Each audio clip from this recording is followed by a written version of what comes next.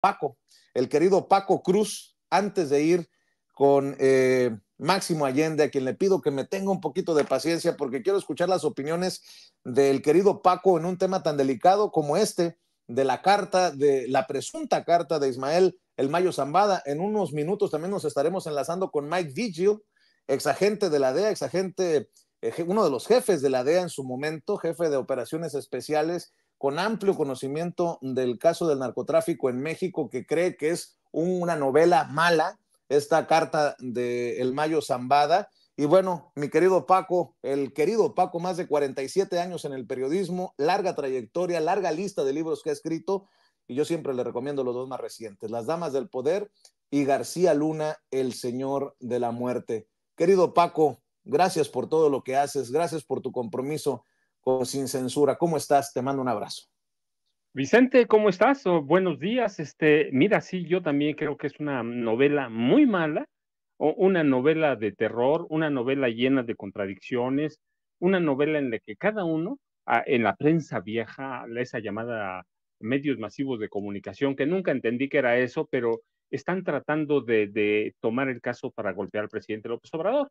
Y es claro que así lo iban a hacer, pero mira, esa carta tiene algunas contradicciones severísimas. Por ejemplo, el Mayo Zambada, que a él le dan la voz en la carta, a Frank Pérez, dice este, que él sabe que fueron, que Héctor Melesio Cuen Ojeda fue asesinado, pero es contradictorio porque él dice que inmediato cuando llegó lo metieron a un cuarto donde le pusieron una capucha, lo treparon a una troca, una camioneta y lo treparon al avión. Entonces, ¿a qué hora vio el Mayo Zambada ese asesinato? ¿A qué hora supo de las desapariciones? Si se supone que no tuvo tiempo de nada. Si es una carta muy contradictoria, ahí se iba a reunir con el gobernador, pero el gobernador andaba en Los Ángeles. No estaba ni siquiera en el estado. Dice que llegó el Mayo con 4 guardaespaldas, pero dejó a 2 afuera del perímetro. El capo más poderoso del país. Eso es impresionante. Esa que se la cuentan a mis sobrinos que tienen 5 y 6 años, y quién sabe si la crean, Vicente. ¿Qué te parece? Mira, dicen, sí, ¿Qué te Vicente, parece si me permites leerla para la gente que no la ha por favor. leído? Esta carta que se le atribuye a Ismael Zambada García, alias El Mayo Zambada, uno de los fundadores del cártel de Sinaloa, y que ha circulado su defensa en los últimos días. Dice: declaración de Ismael Zambada García. Desde que me trajeron en avión a los Estados Unidos desde México el 25 de julio de 2024, ha habido muchos informes inexactos en los medios de comunicación de ambos países. En esta declaración proporcionaré los hechos verdaderos de lo que sucedió ese día. Deseo decir desde el principio que no me entregué y que no vine voluntariamente a Estados Unidos.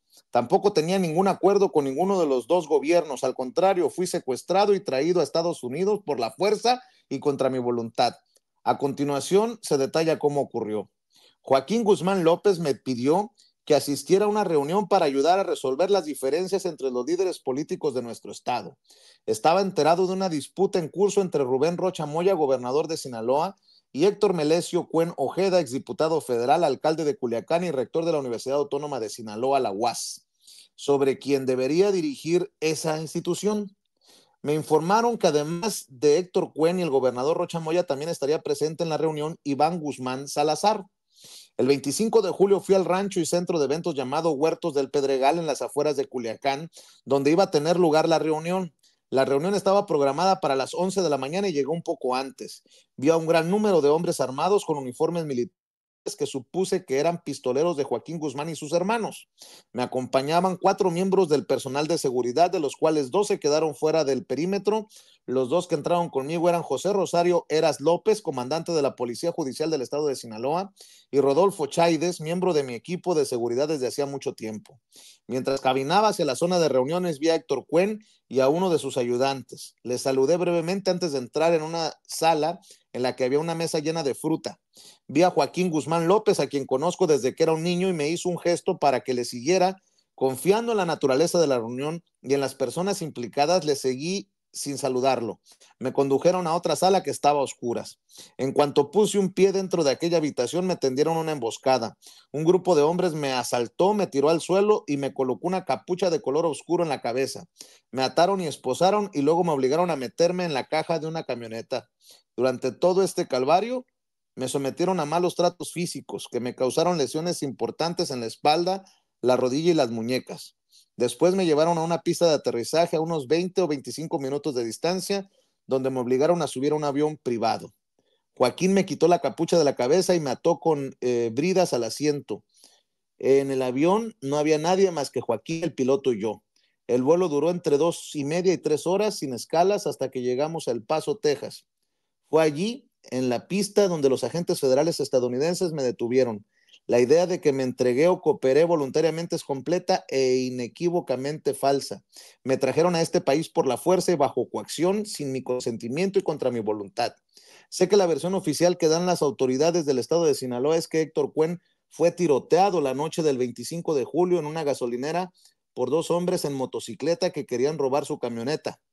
Eso no es lo que ocurrió. Lo mataron a la misma hora y en el mismo lugar donde me secuestraron. Héctor Cuen era amigo mío desde hace mucho tiempo y lamento profundamente su muerte, así como la desaparición de José Rosario Eras López y Rodolfo Chaides, a quienes nadie ha vuelto a ver ni saber de ellos. Creo que es importante que se sepa la verdad. Esto es lo que ocurrió y no las historias falsas que están circulando. Hago un llamado a los gobiernos de México y Estados Unidos para que sean transparentes y proporcionen la verdad sobre mi secuestro en Estados Unidos y sobre las muertes de Héctor Cuen, Rosario Eras, Rodolfo Chaides y cualquier otra persona que haya perdido la vida ese día. También hago un llamado a los sinaloenses a la mesura y a mantener la paz en nuestro estado. Nada se resuelve con violencia. Ya hemos recorrido ese camino y todos perdemos. Presuntamente firma Ismael El Mayo Zambada, maestro Paco Cruz. Vicente, lo que yo te decía, dice que entró a un cuarto a oscuras. ¿Cómo sabe que era que era un grupo? El que lo golpeó puede haber sido una persona, quizás dos. No lo sabe. Tengo la impresión de que el Mayo Zambada está inventando, está tratando, dice Mike Bill, no lo escribió. Yo digo, la carta está llena de contradicciones, está llena de cuestiones que nadie puede llenar, por lo menos en este momento. Y luego si le añadimos, mira Vicente, si le añadimos las versiones de algunos periodistas, todo esto la verdad está fuera de la realidad. Por ejemplo, hay quienes hablan, dicen, ahora se están arrestando entre narcos. No, los narcos no se arrestan, se traicionan. Se traicionan. Y la historia de traiciones entre narcos en este país se remonta a principios de los 80. Recuerda, en algún momento dado, el Chapo Guzmán y su compadre Héctor El Güero Palma, Luis Héctor El Güero Palma Salazar, se robaron un buen dinero, un cargamento de droga de Miguel Ángel Félix Gallardo. Y en venganza, Miguel Ángel Félix Gallardo contrató a, a un gatillero venezolano para vengarse. Y la venganza fue, mataron a los dos hijos del Güero Palma en un puente, los tiraron de Venezuela, le enviaron las fotos y le cortaron la cabeza a Guadalupe la hija, además de que le robaron $4 millones a Héctor Palma Salazar. Y allí empiezan las traiciones entre narcos, se rompe el código de respeto, por lo menos, o de conducta entre los capos. Recuerda al Pollo Guzmán, Arturo Guzmán Loera se llamaba, hermano del Chapo, lo van y lo matan a La Palma, que es el penal de máxima seguridad de Almoloya de Juárez. Un cuñado, otro hermano del Chapo Guzmán, a otro hermano lo asesinan en Yucatán. Es decir, las traiciones en este país entre narcos son bien conocidas. Vicente Zambada Niebla traicionó al Chapo Guzmán, es decir, no se pueden arrestar ellos, arresta la policía, arresta el ejército, arresta la Guardia Nacional. Entre ellos hay traiciones y las traiciones entre narcos en este país, entre mafiosos, empiezan en los 80, Vicente. Sí que hay una serie de inventos, una serie de personas que reportean en el escritorio. Yo lo digo abiertamente, no lo señalo ahora, lo he dicho, de pronto los periodistas en este país descubrieron que pueden reportear el narco desde el escritorio y desde ahí inventan sus fantasías, también lo hemos dicho aquí, Vicente, porque lo publico en García Luna, El Señor de la Muerte.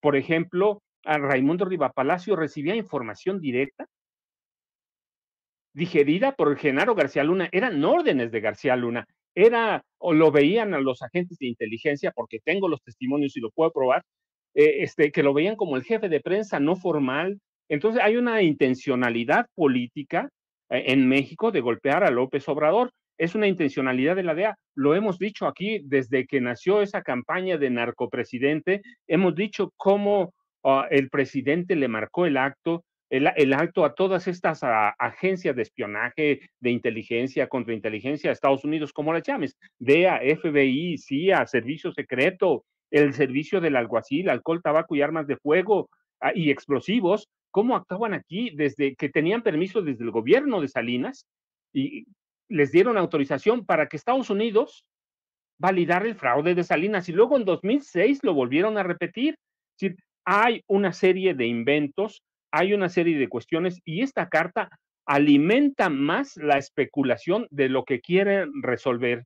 Y luego hay cualquier invento, Vicente, así que lo que más debemos hacer es informar con claridad lo que pasa, darle contexto a toda esta información sobre la historia del narcotráfico en México para ir sacando y luego, pues ya la PGR o la Fiscalía General de la República ahora ya está diciendo, están investigando desde el día 26, el gobernador Rocha Moya, pidió, el gobernador de Sinaloa pidió que la PGR, la FGR, atraiga el caso. Y mira, Vicente, yo ahora digo, para hacer un resumen, ¿cuándo verdaderamente le dimos el poder a los narcos de ser los voceros oficiales? ¿Cuándo le dimos validez a las declaraciones de los narcos? Cuando ellos se traicionan, lo confirmamos, lo checamos, revisamos otras fuentes, revisamos fuentes oficiales. A los narcos ahora le estamos dando voz libre. ¿Cuándo pasó eso? ¿Cuándo hicimos a los narcos voceros de este país? ¿Qué es lo que están haciendo Anabel, Idalia, a Raimundo Riva Palacio? Están haciendo a los capos voceros de este país. ¿Cuándo pasó eso? ¿Cuándo les dimos a ellos el poder de decir, digan lo que quieran y no vamos a certificar, a corroborar, a contrapuntear, a verificar sus informaciones? ¿Cuándo, Vicente? Hay un vicio en este país. Los reporteros están inventando, están reporteando desde la mesa y se están olvidando de todo. ¿Por qué?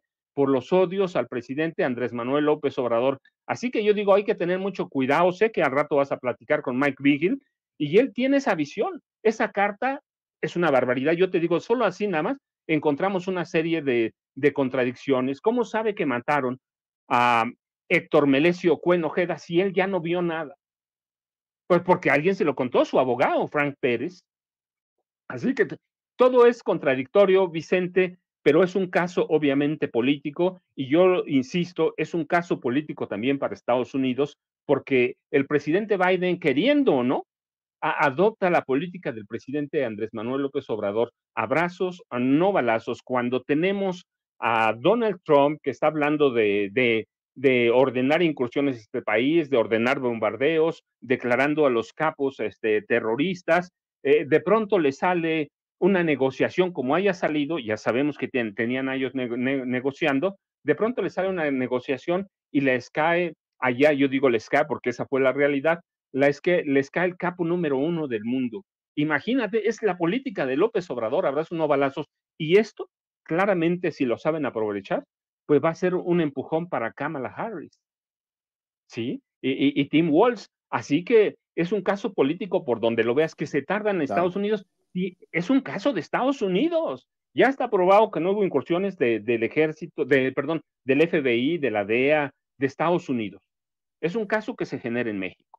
Entonces, pues hay que ir investigando, pero hablar solo por hablar, sin dar contexto, sin ir hilando, esto se presta para qué? Pues para que hagan estos viejos periodistas lo que siempre han hecho, Vicente, sembrar confusiones. Yo, por ejemplo, ahora escucho a Anabel hablando de que vinculando al presidente no solo a dineros del narco en su campaña 2006, sino 2006, 2012, 2018, y yo digo, y todo eso sabía y nunca lo publicó. Yo lo he dicho, cuando yo sé algo, cuando dije que Peña era asesino tenía formas de probarlo, lo probé, lo documenté, todo. Cuando dije que Peña controlaba el narcotráfico en el país, lo probé. Cuando quise probar la vida de Genaro García Luna, fui a reconstruir la vida de Genaro García Luna. Pero hoy estamos haciendo reportajes desde el escritorio con pura opinión. En otras palabras, como decimos cuando reporteamos, Vicente, están volando y muy alto, utilizando más que el Aeropuerto Internacional de México, están volando, están inventando cosas que no pueden probar, Vicente. Oye, Paco, si te parece, no sé si te pueda pedir, perdón por la molestia, que regreses después en un rato para analizar juntos el tema con Mike Vigil. Si te parece, mi querido Paco, sé que todos Seguro que tenemos sí, Vicente. compromisos, No, pero no, te no, pido, por favor, maestro, es uno de esos días llenito de información. no, por favor, Vicente, yo estoy allí contigo y con Mac Vigil. Venga, el maestro Paco Cruz pues regresa en un rato. Recuerde cómo te encuentran en redes sociales, Paco. Vicente, yo ya sabes, arroba Paco Cruz Jiménez en X, antes Twitter, Francisco Cruz Jiménez en Facebook, y nos saludamos al rato, Vicente, porque sí, como decíamos, recuerdas en el caso de Genaro García Luna cuando estabas en el juicio allá en Nueva York, esto apenas empieza.